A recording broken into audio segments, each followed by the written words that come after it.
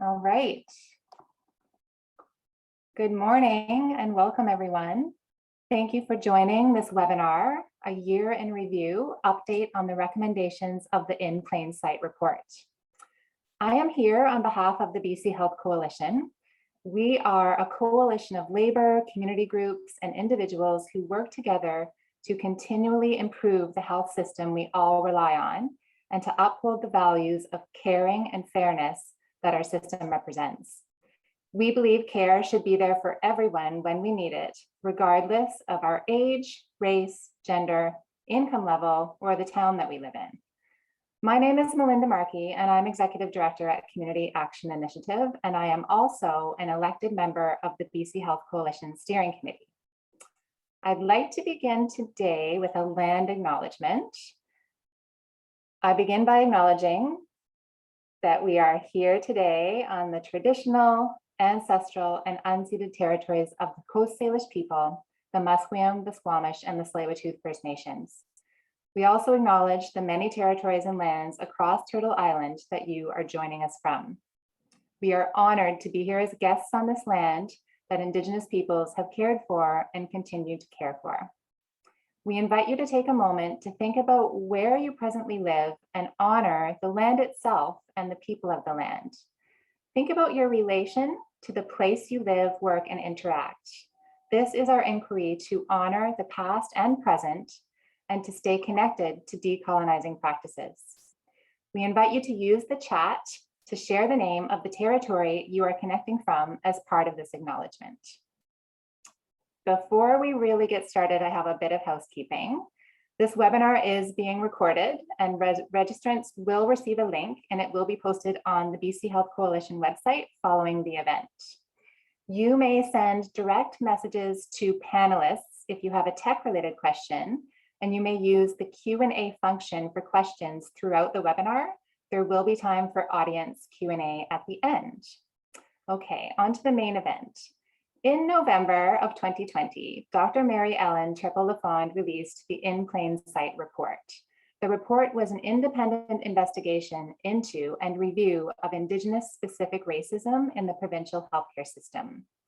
Motivated by the release of this report, the leadership of the BCHealth Coalition, staff, members of our working groups, and general membership engaged in discussion groups this past year to share thoughts on the contents and lessons within the In Plain Sight report. We recognize that reconciliation work begins internally first. At the same time, we felt it was important to revisit the recommendations in the report in a public manner now that it's been a year since its release. What has been done? What still needs to be done? What are the roadblocks? And how can coalitions like ours and civil society hold the BC government accountable in taking action on the recommendations? We do have a guest speaker who I'm going to introduce in a moment, and we'll be engaging in a conversation this morning. Once again, I invite you as participants to put your questions in the Q&A box throughout the duration of the conversation. I am now going to introduce Don Thomas, who is the Acting Associate Deputy Minister for Indigenous Health at the Ministry of Health. Don is a member of the Snuneymuxw First Nation on Vancouver Island. Don was appointed the first Associate Deputy Minister for Indigenous Health by the Minister of Health, Adrian Dix. Don's appointment follows recommendation 13 of the release of In Plain Sight, addressing the Indigenous-specific racism and discrimination in BC healthcare. In her role, Dawn is responsible for leading the Ministry of Health's responsibility to implement the recommendations from the report and for coordinating a system-wide transformation and accountability towards eliminating Indigenous-specific racism and achieving cultural safety. Dawn comes experienced with facilitating system transformation and service delivery improvements in the wellness, health, and care needs of First Nations, Métis, Inuit, and non-status Indigenous peoples, both on and off reserve. She has more than 20 years of experience with Indigenous children, families, communities, and leadership. Dawn has been the VP of Indigenous Health with Island Health since July of 2020. She has worked for the BC government and the Ministry of Children and Family Development, and most recently at the Office for the Representative for Children and Youth. It is my pleasure to turn it over to Dawn. Over to you, Dawn. Oh, good morning, Clicko. Thank you for that beautiful introduction, Melinda. Really honored to be here today. Good morning, everybody. So my English name is Dawn Thomas, but I have a traditional Nuu-chah-nulth name. Although I'm from the Snuneymuxw First Nation, as Melinda said, I have close family ties to the Hupachesa community in Nuu-chah-nulth territory, and I received my traditional name from my Auntie Hilda from Cayuga. And I'll share my name with you. It's Apwaik. And that loosely translates to the one who says the right words about chiefly business. And I share my name with you because it grounds me in my work. It brings me back good memories of my Auntie Hilda, who passed away a couple of years ago and was a wonderful matriarch to our family. And I'm really honored for her to have chosen that name for me. I'm really honored to be here today. I'm calling in virtually from the beautiful unceded territories of the Lekwungen people, which is more specifically known as the Songhees and Esquimalt First Nations. And I'm so grateful for my Coast Salish brothers and sisters for allowing me to live and work on this part of the island. I'm definitely an island girl and feel grounded on the island. And so we have lots of gratitude in my heart for my Coast Salish brothers and sisters. I just want to start off by saying how impressed I am that the coalition has had these discussion groups and has been talking about the In Plain Sight report. That's just made my heart feel good today, starting off. So really want to acknowledge your leadership, and that is an act of reconciliation. And what the report is meant to do is start those conversations. And so I'm just thrilled to hear that that work's been done, and really looking forward to our Q&A. Sometimes for me, that's the most important discussion rather than me talking to you. So considering your experience with the report, I'm really quite excited to have those conversations. I do have a staff member with me, although I don't see him on the screen. It's Mark Matthew. He's just day 2 with our team. He comes to us from FNHA in the interior region, and really happy to have Mark join us. And I won't put him on the spot to answer any questions, but you can say hello through the chat to Mark and welcome to our team. Oh, there's Mark there. Oh, wonderful. So if we can go to slide 1. I often start my presentations in this way and reflect on the words that were shared at last year's National Dialogue on Indigenous-specific racism in healthcare. That national dialogue was brought together after the tragic death of Joyce Echaquan. And at that dialogue, Cree physician Dr. James McOkiss asked us this question and stated this, quote, "Racism is hate. The opposite of hate is love." And then he asked each of us, quote, "How will you infuse love into the healthcare system?" Unquote. So that question guides my work as Associate Deputy of Indigenous Health and Reconciliation. It's really an important question, and I share it all the time, because when we're addressing Indigenous-specific racism, it requires that we do things differently. And one of those ways is to align our head and our heart. And so I love that quote. It has sat with me since I was at that dialogue. And I ask you to consider that question yourselves. How will you infuse love into the system in a way to address Indigenous-specific racism? So slide 2. Often we're blind to our own racism, and that's one of the problems in trying to address it, that often we don't even know. And I've come across physicians and nurses and healthcare staff who have said to me, "There's no racism here at this hospital. I've been here for 25 years and I know my colleagues, etc." And I say, I'm not surprised that you think there's no racism from where you're sitting and where your position is. So that blindness sometimes prevents us from moving forward. But I did want to share this quote. I'm a big person on quotes, and I love Senator Murray Sinclair. He was one of the commissioners from the Truth and Reconciliation Commission. And I'll just read it out loud for you. So what he says in relation to this blindness, he says, "I want people to understand that even those who support doing away with racism, those who believe that racism is bad, are themselves caught up in a system that almost forces them to continue to adhere to policies and beliefs that they don't understand. It comes from a history of racism, and until we address that and learn from it, we can't even begin to fix it." And so that's one of when Melinda talked about what are some of the barriers, that's one of the barriers. And also moving away from this piece around racism being bad and good. It just is. There's no judgment to say a system at this point there's racism in it because society is racist. And so we have to just accept that. And then how are we going to move forward and how are we going to fix it and how can we learn from it? So I love that quote from Senator Murray Sinclair, and encourage you to Google him and hear some things he has to say about this work. It's very fascinating. So slide 3, please. So as you are likely aware from your work that you've done in your discussions group, the primary and unifying focus of the In Plain Sight review was the quality of the experiences at the point of care for Indigenous people. And that's a space that we still are struggling with making a change. And so when we're looking at interventions and mitigations, we need to consider at the point of care. We continue to receive a number of complaints about experiences at that level. But before we start some of that work, I always like to ground us in the key terms and concepts. And so the In Plain Sight review did call for an uptake of standardized terms. And in the report names the issues of racism, Indigenous-specific racism, and we use that language rather than anti-Indigenous racism. We've received feedback from our Indigenous partners that they doesn't sit well within the anti-Indigenous piece. So we're very intentional in our Indigenous-specific racism language. Other concepts are systemic racism, prejudice, profiling, discrimination, and privilege. So if you look at the key terms and concepts, what Mary Ellen found in her report is that often we were using this language sometimes interchangeably, and sometimes what I thought systemic racism meant isn't what you thought systemic racism meant. So I encourage organizations to take some time on key terms and concepts and really spell out and adopt a common language about what does racism mean to you? What is Indigenous-specific racism? So that we're all on the same page around this. And so the way the report has captured this is, if you see on my left-hand side, the issues are racism, Indigenous-specific racism.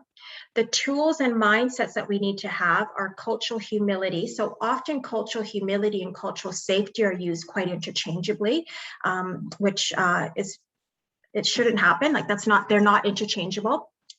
Cultural humility is a mindset and a practice, and then an outcome is cultural safety. If you act in a cultural humble way, the outcome could be cultural safety.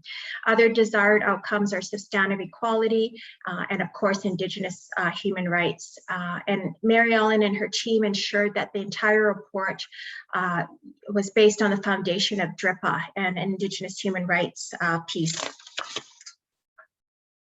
So a couple questions that we like for you to consider as we go through and when you're considering some of these slides is questions like, and you may have done this in your discussion group, what ways do you hold privilege? And how do you see or not see systemic racism? And so just in your work and in your field, if you can ask those selves your questions, and we can come up to it and have it as part of the discussion at the end. So slide 4, please. I just want to give a little bit of background. What Mary Ellen and her team did around engagement in such a short period of time is significant. And I think often in the past when we talked about this type of review or work, it was like, it's too overwhelming, it's too much, it'll take too much time. And so they did an amazing job in a really short period of time. So over the course of just 6 months, the review developed a number of surveys, opened an email and telephone contact line, held key informant interviews, and had an opportunity to engage with approximately 9,000 people. That is significant. And I just always like to take a moment during presentations to just offer my sincere gratitude and appreciation for everyone who stepped forward to share their experiences. It's often not the first time they've had to do that. We've asked them to share their experiences a number of times, and a number of times we haven't done anything with that information. And so I really raise my hands and really offer my commitment to advancing meaningful change based on the stories that they shared, and ask you as a call to action to do the same. The methodology that was used for the inquiry was rigorous, if those of you who know Mary Ellen will know that, and very comprehensive. And careful attention was given to protect the privacy of individuals and also ensure appropriate data governance standards were met from an Indigenous point of view. And additionally, the report notes that many new and existing data sources were used. So next slide, please. This is an important slide, and in your discussions, I encourage you to spend some time on this infographic that you see in front of you. So I like to share this, it's right from the report. For me, it's a really clear way to describe how racism impacts Indigenous people. And so on my left-hand side, you'll see that in the past, there were strong Indigenous systems with knowledges and practices, traditional medicines. There still is, but there was a different system. And then colonialism came in place. It established a system of oppression for Indigenous people, and the new systems that were rooted in intentionally cultivated beliefs about the inferiority of Indigenous people. The negative beliefs about Indigenous people created the reserve, the past system of segregation, residential schools, and Indian hospitals. And just to note that our current day laws and institutions are also built on these negative stereotypes of Indigenous people. So you'll see on the left-hand side, strong communities with systems in place, traditional ways of being and knowing. Colonialism comes in with these negative stereotypes, and then impacts the healthcare system that's built on those negative stereotypes.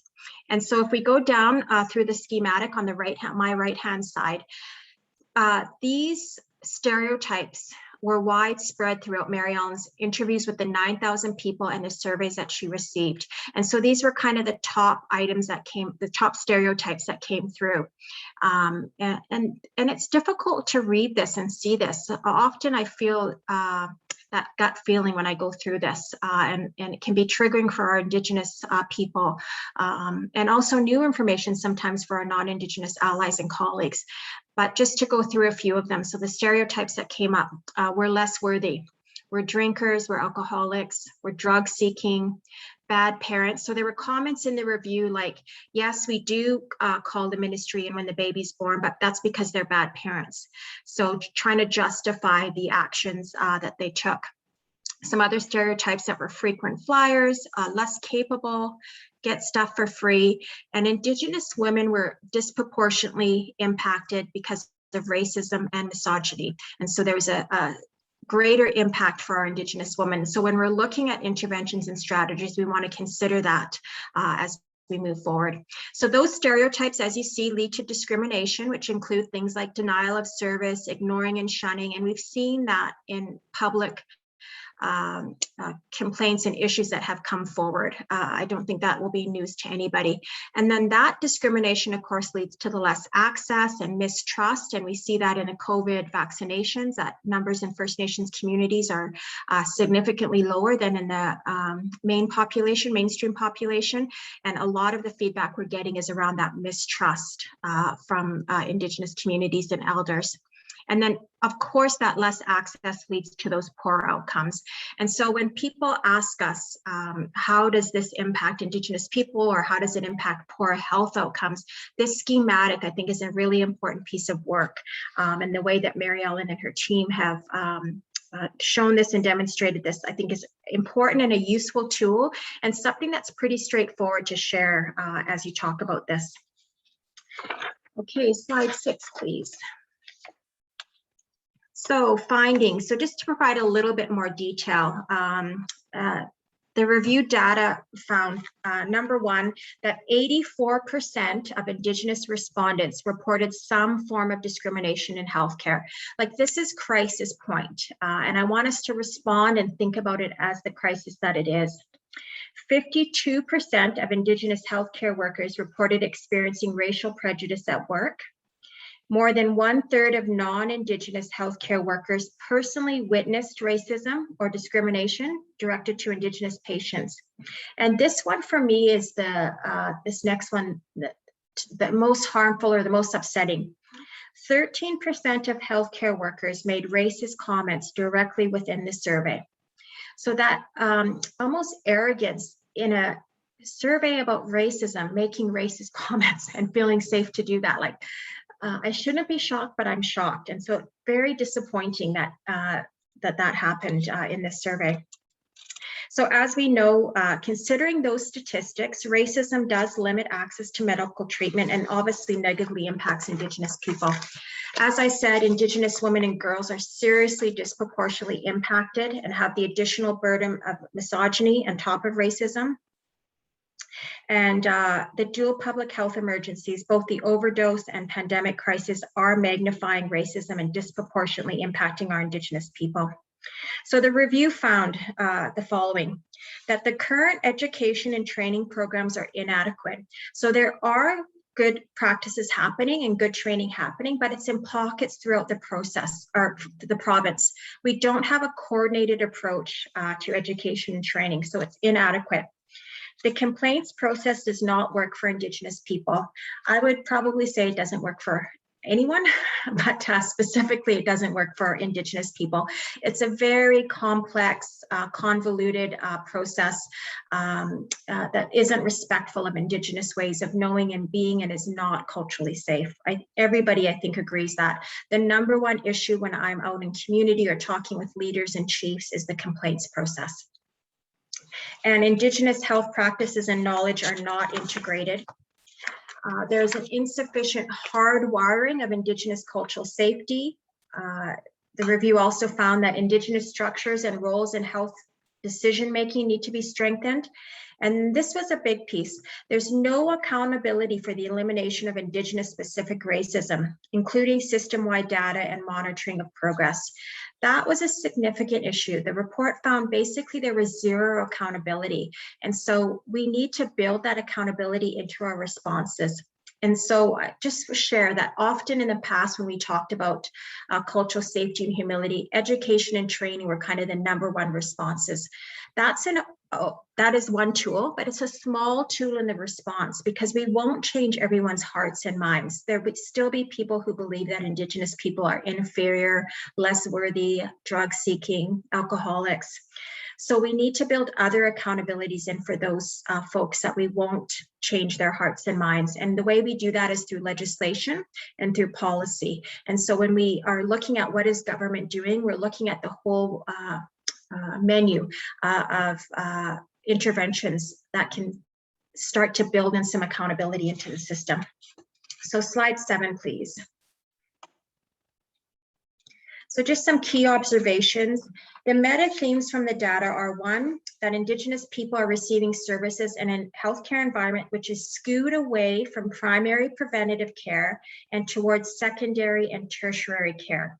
So the report found that many Indigenous people are not attached to a GP.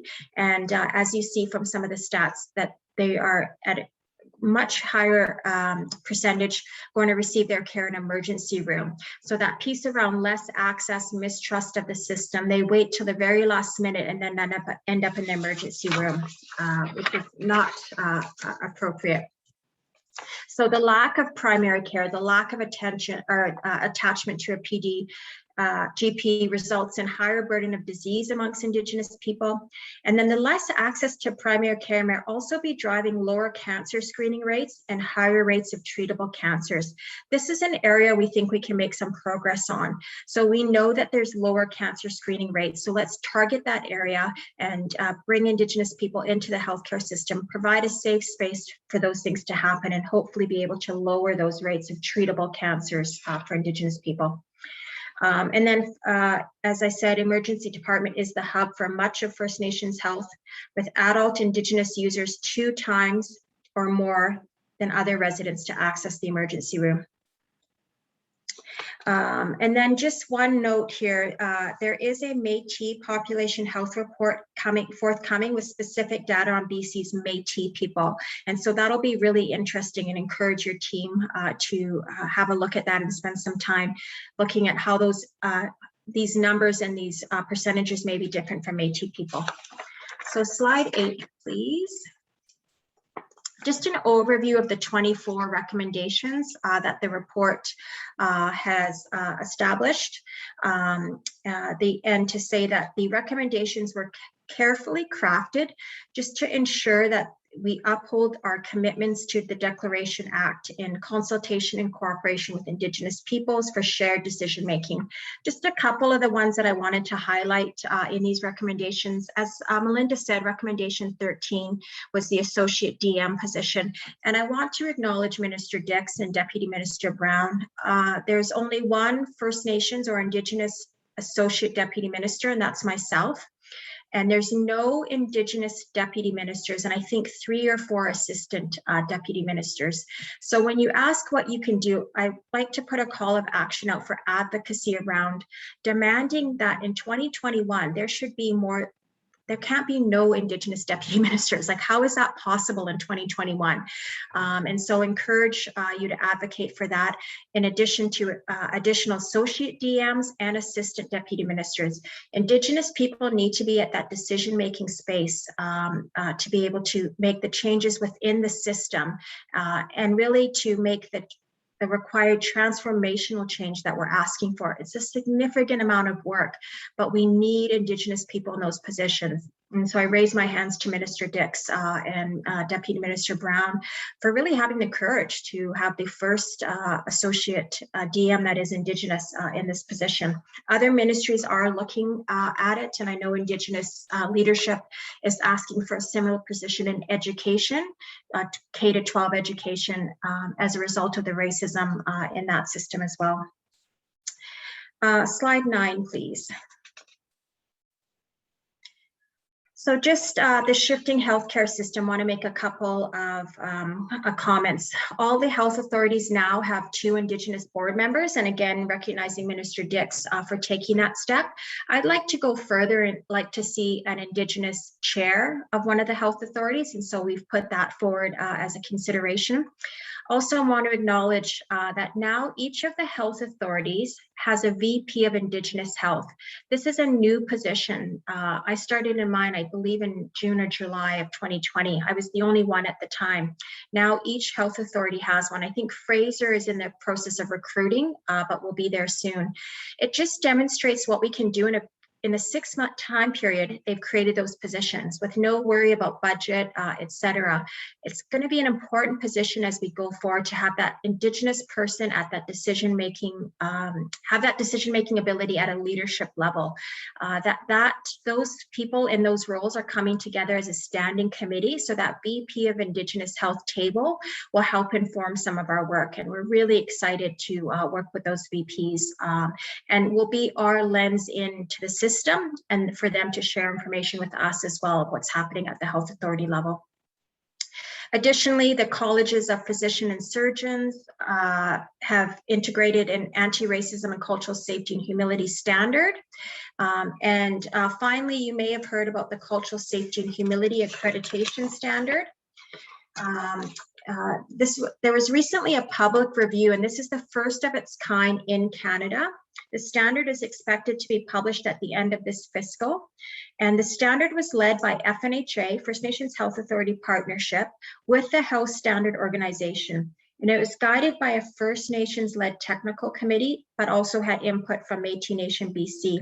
And what it does, it'll create an accreditation for organizations around cultural safety and humility and anti-racism in healthcare organizations. The big piece of this work will be the implementation of that. Although it'll be published, I imagine it'll take years for organizations to get where they need to be to fully meet the standard in a good way. So encourage the labor unions and nonprofits that can lean into this cultural safety and humility organizational standard and bring it into your organization.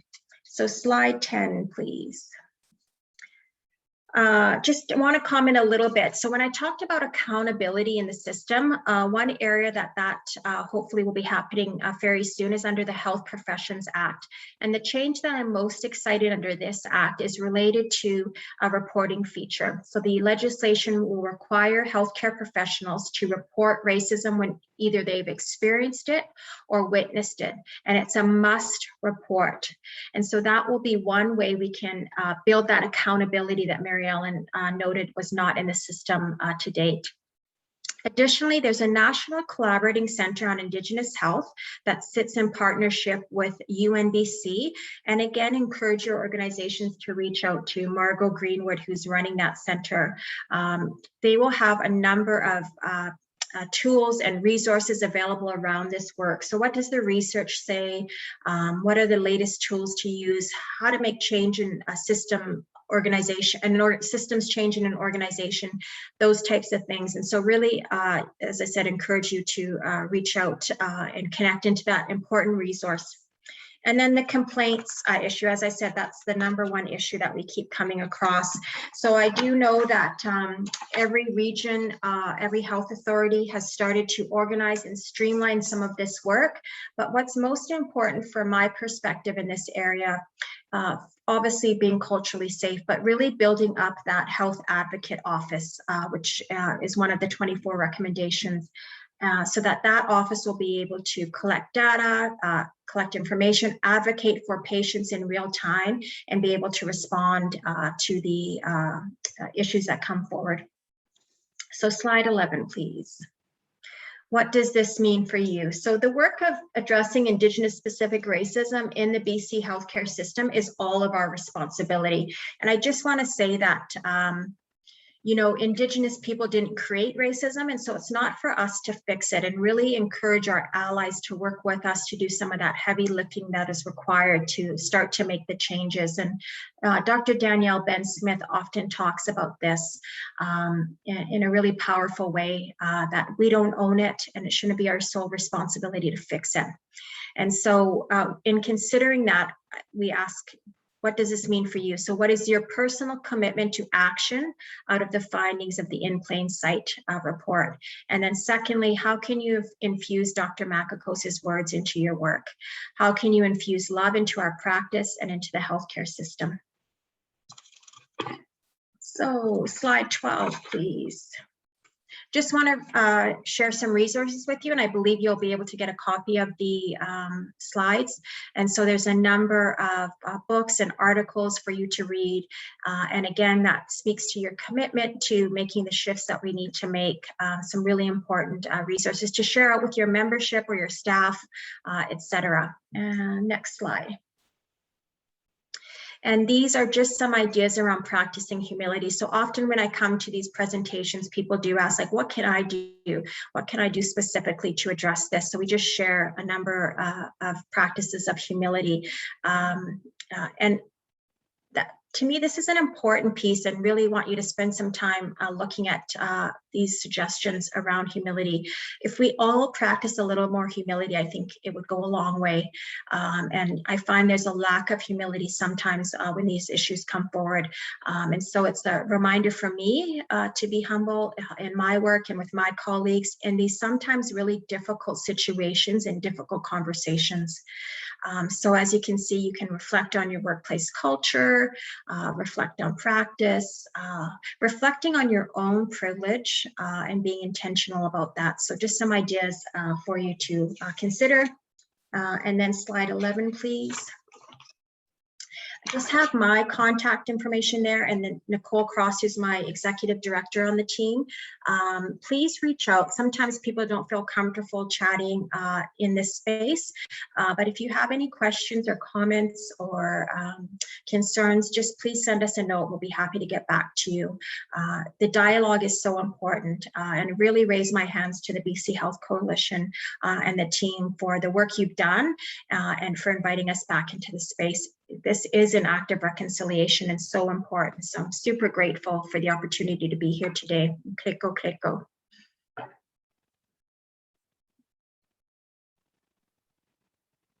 Thank you so much, Dawn. That was, oh, there was so much in there that resonated. I just even thinking about like the system and that it's not race, but racism that determines somebody's experience or outcomes with the healthcare system in particular. Also thinking about just how we really do all have a role to play. I mean, we either show up and kind of uphold the system that we have and then maintain a status quo, or we work actively to try to disrupt and build something new in partnership with deep humility, for sure. Thank you so much. So I think now is our portion of the webinar where we have a few questions that we generated through BC Health Coalition membership. So I will ask you a few of those, and then following that, we will have the time for audience Q&A. The first one that I'll ask is, action on the recommendations in the plain sight report need to go beyond just the Ministry of Health, which is what you just finished your slide deck with. Understanding, of course, that you are leading this work through the Ministry of Health, can you speak to your ability to go beyond departmental borders and engage other ministries? Are the recommendations reaching the cabinet? And if so, what has been their response? That's an excellent question. And so many of their recommendations actually don't sit with health. They sit with other ministries or the province as a whole. And so when Minister Dix first released the report almost a year ago, he did talk about sitting down with the Premier's office and government as a whole, because government accepted the report and their recommendations, not just the Ministry of Health. And so we are in the process of identifying a government partnership table where we will sit with our colleagues and talk about the recommendations that are out of our purview, but in government's purview. We've had some initial work with the AG around legislation and around the anti-racism legislation. We need to do some more work with advanced education around the universities who are looking for funding around training at the university level and other ministries. So I would say that there hasn't been a lot of progress on that yet, and not at the fault of our partners, but really that we've been doing a lot of work internally at our ministry to kind of get ourselves ready to accept the recommendations. And I'll just quickly share something with you. I was at Indigenous board meeting probably a couple months ago, and Willie Charlie from the Fraser region, a very well-respected leader, said to me that if you accept this report into the current system, the status quo, like you said, system, it will not sustain or be successful because the system is so colonial. You need to make some internal changes to be able to accept the report in a good way. And our team has really found that it's been difficult work. Although there's many champions of this, we're up against a system that is so used to doing things in a certain way, and change can be fearful. The idea of loss can be fearful for non-Indigenous people when this work starts to happen. And so we've really spent the last 8 months, I would say, I came on in January, starting to do some of that internal work and making those shifts. And then we'll go out more broadly to say, okay, we've done this work. Now, what is advanced education doing and how do we work together? What is children and families doing and how do we work together? So it's been a bit of a push, a back and forth, like 1 step forward, 2 steps back, which I don't think is unusual, because if we really want to be intentional about this work and really make transformational change, we've got to do that internal work as a ministry. And our ministry, like many other, is very early on in their journey. So there's a significant amount of work to do, but hopefully in the new year, we'll establish that table of partners, of government partners, and so that we can start to make some of those shifts. I would say that this whole work around anti-racism is important for government as a whole, and I think demonstrated by the changes in the legislation that they're looking at. And so I feel positive, cautiously optimistic, I'll say, around our work with our partners. Thank you. Next question. One lesson that kept coming up from the failed or incomplete solutions that were mentioned in the report was the lack of meaningful involvement in leadership from Indigenous people. And you spoke to this a little bit as you were going through your presentation. Can you talk a little bit more about how Indigenous people, and particularly folks who are the ones who are in community and who are being impacted negatively, How are they being involved in some of the work that's stemming from the report, or what are plans to involve them going forward?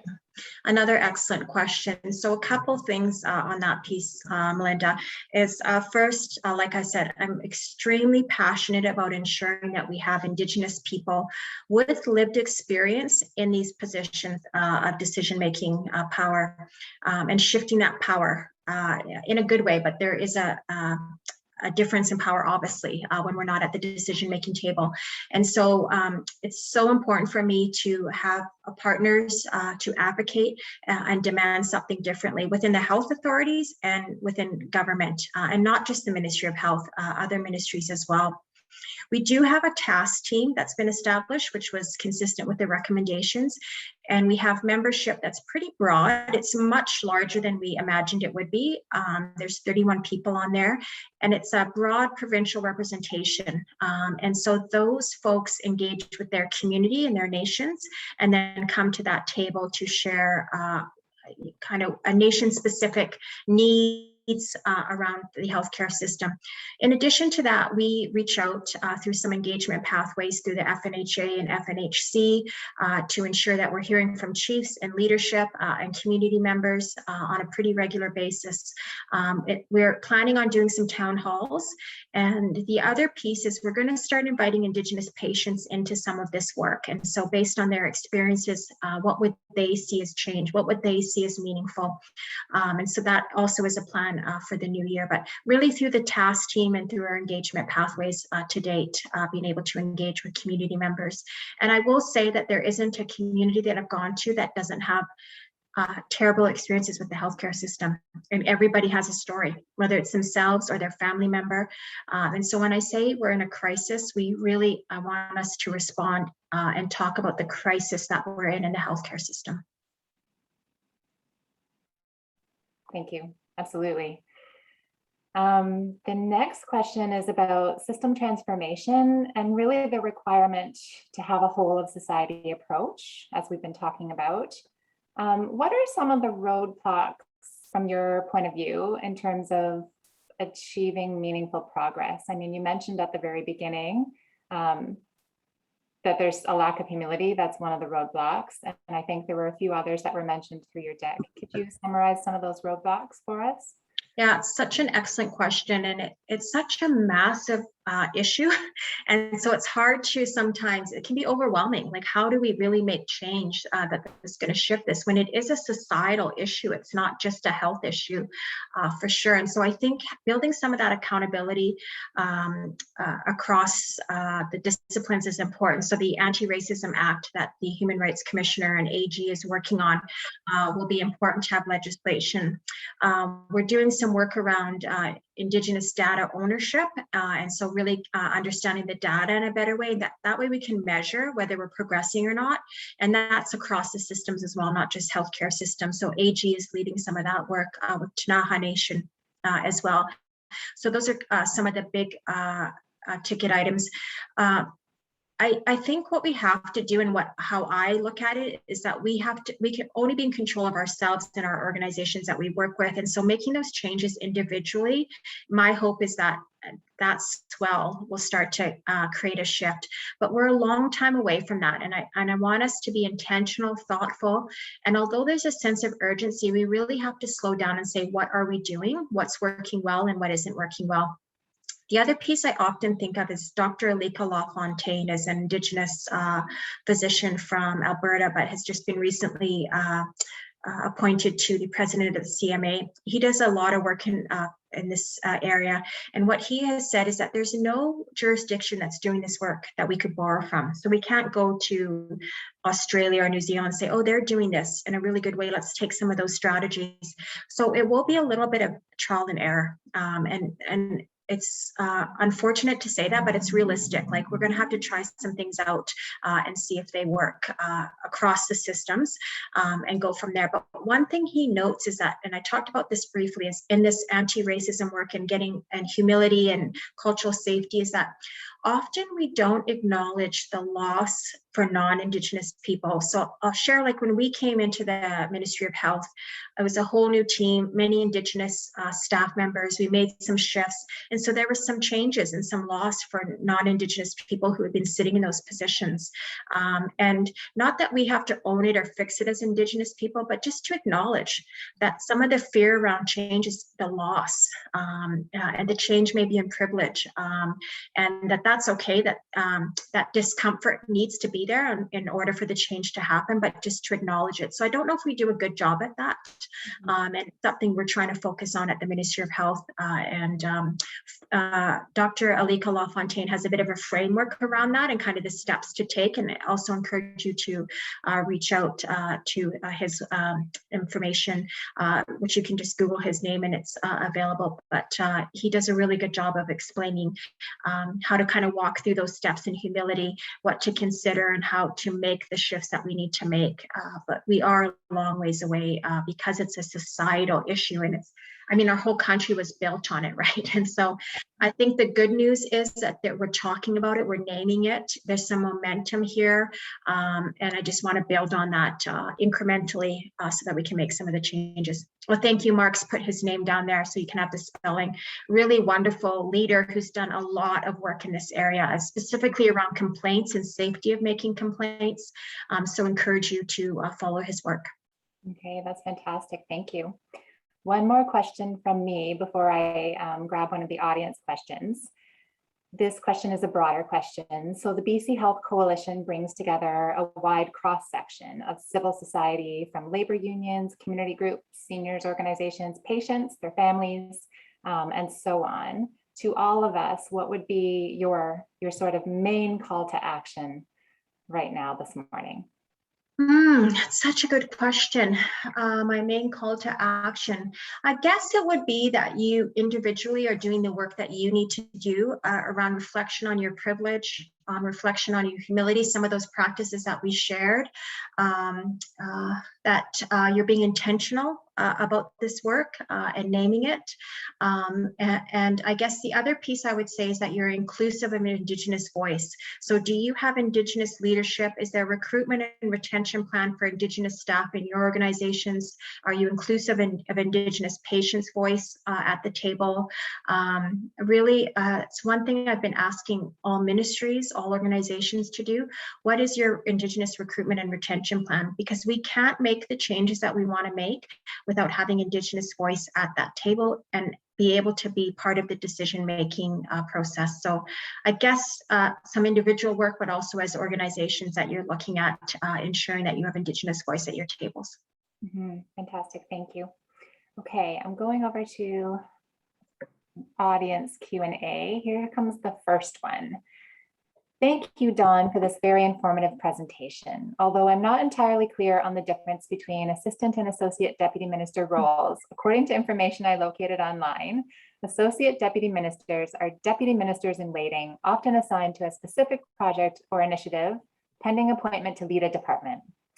With your call for the establishment of an assistant deputy minister position, how can the BC Health Coalition and other provincial organizations promote this initiative? And are you interested in filling this position? So a couple things. So I'm an associate deputy. Underneath me are assistant deputies. So it's confusing, I think, to the general population for sure. I mean, it's confusing internally sometimes. So we have assistant deputy ministers, associate deputy minister, and then a deputy minister. And so we have about 3 assistant deputy ministers across all the ministries, which is still such a small amount. I mean, I'm glad there's 3, but it's such a minute, small amount to really affect change that we need to. One of them is Jessica Wood at MER, and then we have 2 at Children and Families, Denise Stephanie and Teresa Dobmeyer. That's it. And then 0 deputy ministers. And so I really, as a call to action, ask that you advocate and talk about and ask for change at that level, that you're putting when you holding BC government accountable to making some of these shifts. We need Indigenous deputy ministers. Why are there none? You cannot tell me they're not qualified. In 2021, we should be ashamed of that. And so I am working with government just recently to start to support that work happening. It's outside of my purview, but I'm so passionate and feel so strongly about it that I wanted to offer my lens and support into that. But we need advocacy. We need your leadership saying to ministers and deputy ministers and the premier, why aren't there any Indigenous deputy ministers? Why is there only one associate deputy minister that's Indigenous? We just need to do a better job. And then in the health authorities and other organizations as well. And so I'm really thrilled that the health authorities did it within 6 months. Every single health authority now has a vice president of Indigenous health. It can be done. There's people out there that can do this work and want to do this work. And so what are the barriers to recruiting and then retaining are important discussions to have. And so I don't encourage you to recruit without a plan around supporting Indigenous people. This work can be really triggering and difficult, but really ask you to advocate in all your areas to demand something different. To me, it's something concrete that we can all work towards and see a change relatively quickly if we really push back in a strong way. Mm-hmm. Fantastic, thank you. Next question. Recommendation 11 talks about cultivating a speak up culture in healthcare. However, many healthcare workers are themselves experiencing discrimination. Indigenous folks, folks of color, for example, and don't feel safe to speak up. They find that the people they are reporting to are either not receptive to their concerns or that the person speaking up ends up being targeted. Do you have any thoughts about how this speak up culture can be strengthened and made safe? This is exactly what the review found, that experience across the province, that's Indigenous and people of color, racialized people were, if they did speak up, they were often targeted and it wasn't a safe space to do that. And so there's a couple pieces. There's the PETA legislation, Public Interest Disclosure Act. The health authorities have not been part of that under the purview of that legislation. That will change in 2023, and that legislation will protect workers who speak up. So there'll be a legislative protection for that speak up culture. I will say, even with that, there's going to be some transition to get to where it's really promoted and supported, and you're not ostracized for speaking up against this. The other piece, I think, is that often supervisors, managers don't have the tools to be able to respond. They don't know what to do. They're afraid. So that, well, why be racist if I say this or do this? Like, there aren't the tools in the system to be able to respond. So we have to build those policies and those accountabilities into the system for those changes. So it's a large amount of work. And to be honest, I don't know if I would encourage someone right now to speak up. I'd like to, but I don't know if it's a safe space to do that in the health authorities at this point. And so really, if you're going to do that, make sure that you have the supports around you. The other piece is, once we have the health advocates office in place, that those staff members can call and ask for support that way. So I have an issue I've experienced, I'm afraid at work to raise it, can you support me? And they'll have staff there to be able to do that. So we need to put in the policy, the legislative, but then we also need the tools in place to support staff. It's difficult to speak up. Also, as a non-Indigenous person who witnesses it, it's difficult to speak up and speak into it.